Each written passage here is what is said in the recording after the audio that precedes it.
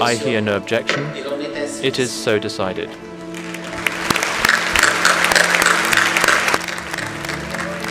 It was for me a very emotional moment. This is really a wonderful day, a wonderful occasion.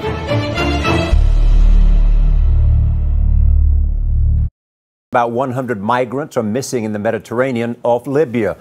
In the past 3 years, more than 10,000 men, women and children have died trying to cross this stretch of water.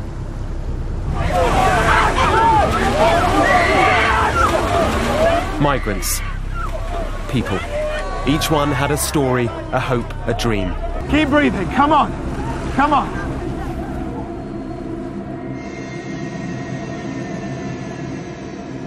This is what death and survival looks like.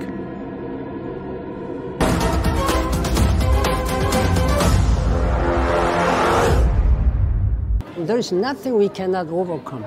It's not a crisis of political issues. It's a crisis of global solidarity. We both declared the conclusion of the negotiations, say it together with me, of the Global Compact for Safe, Orderly and Regular Migration is agreed.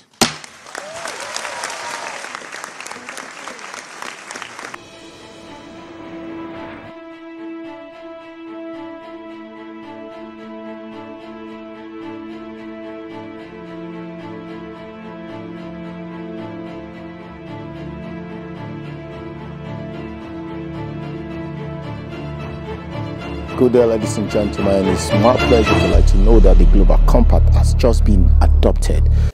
It was for me a very emotional moment when I saw the members of the conference unanimously in acclamation of the Global Compact on safe, orderly and regular migration.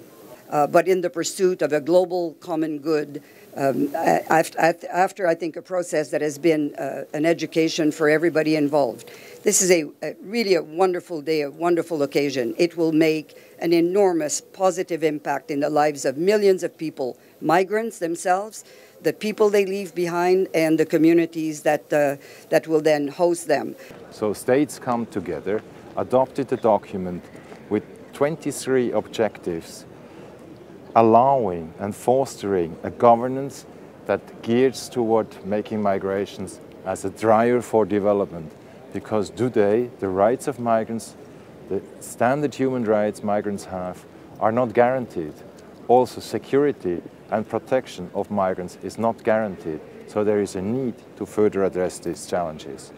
This adoption of the Global Compact on Migration is a good step. Colombia adopted the compact because it is not a treaty. Colombia adopted the compact because it is not legally binding. Colombia adopted the compact because it respects sovereignty.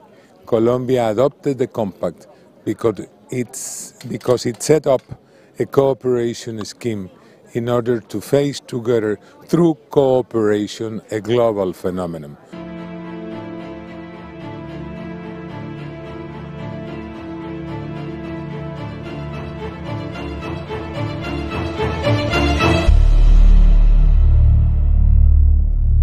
The Global Compact is a very important framework now at the global level on migration, in that it will really ensure a set of standards, a set of principles, but especially commitments for governments to really work on ensuring the human rights of migrants. A lot of nonsense has been written, in particular in Europe, where you have all these extreme right movements talking about the compact. The compact is non-binding. It means that it doesn't create legal obligation, but it creates a family of states which are willing to move forwards in terms of migration and in terms of improving the lives of migrants.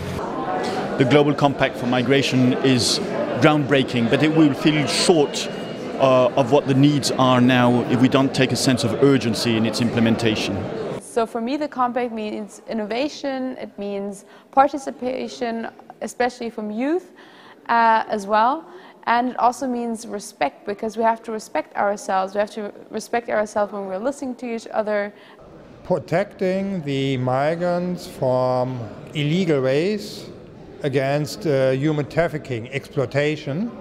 That means we have to find a clear answer to irregular, to illegal migration, but at the same time opening up ways for legal migration as long as are in the interest of all parties involved. The Global Compact is, by its process itself as a multilateralism process, is very important for Africa because we have been struggling for many years to have the involvement of all the nations together, coming and negotiating a tool, an instrument that will be very helpful for migrants and migrants' community.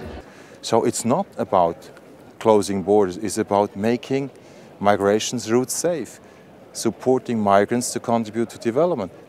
There are so many things that need to be done right, which are not being done right already. The objective 23 of the Global Compact has called for international cooperation and partnership that would bring countries, organizations and agencies together to collaborate in delivering this one hope for the 258 million people who are on the move.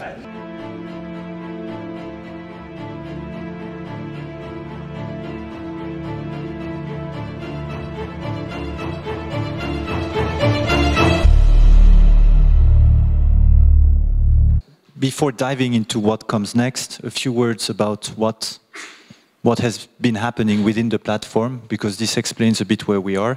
The GCM has been a key thread, a key item on our agenda for the last 2 years. This meant informing our members on the process, the substance, facilitating internal consultations, discussions, translating this into policy briefs, and then of course also facilitating discussions with the Swiss government and its different departments. Talking about Moroccan migrants, and we think if we want to defend the Moroccan migrants' right, we must defend the migrants in Morocco, right? Migrants in Morocco. The first thing is we are civil society, like you say, my friend. We are not UN agencies, we are not governments, so we have to know that we are civil society. This morning, one of our friends here in this hall says that IAM will be the leader of no. Okay, it's good, but it's not us. I'm sorry, he can say that, he can do the best for IAM to do the job, but the IAM job is not our job. I'm sorry to say that. So what we can do as civil society organizations in our country, we have to identify really our add value.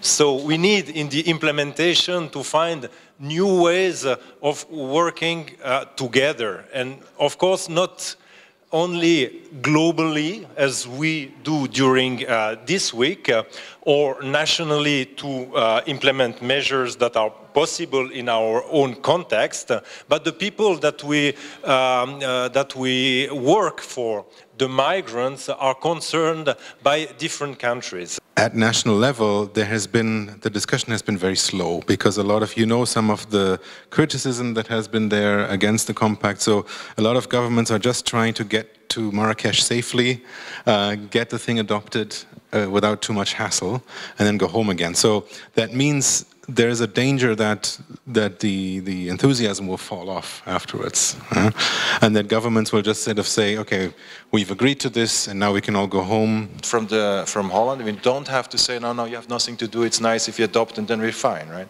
I think this is for us a framework on which we want to defend the values we have elaborated and worked on the last years. And if you say it's a tool, that's for me. It's a tool in order to say yes, and we have a global framework, but the concerns on the national level remain, and we have to find ways to defend them. And that is my taking home message.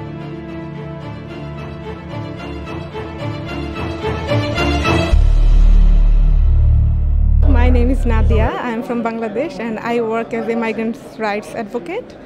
So in terms of today's session, actually I liked it very much because the panelists, who were the panelists, they are reflections were very specific and concrete.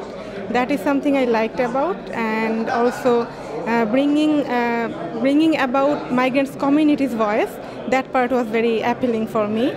I mean, the discussion today show that we face similar issues, similar discussions with our members, similar question marks in how to best interact with government. The Global Compact is adopted, so the question now is about its implementation at national and transnational level. So this also needs to be part of the dialogue with colleagues from other civil society platforms in other countries and in other regions. To implement the Global Compact on migration, it's very important to have this kind of exchanges between platforms, how to cooperate and exchange good practices, lessons learned, different national situations, and so it was a very fruitful exchange and a very good side event.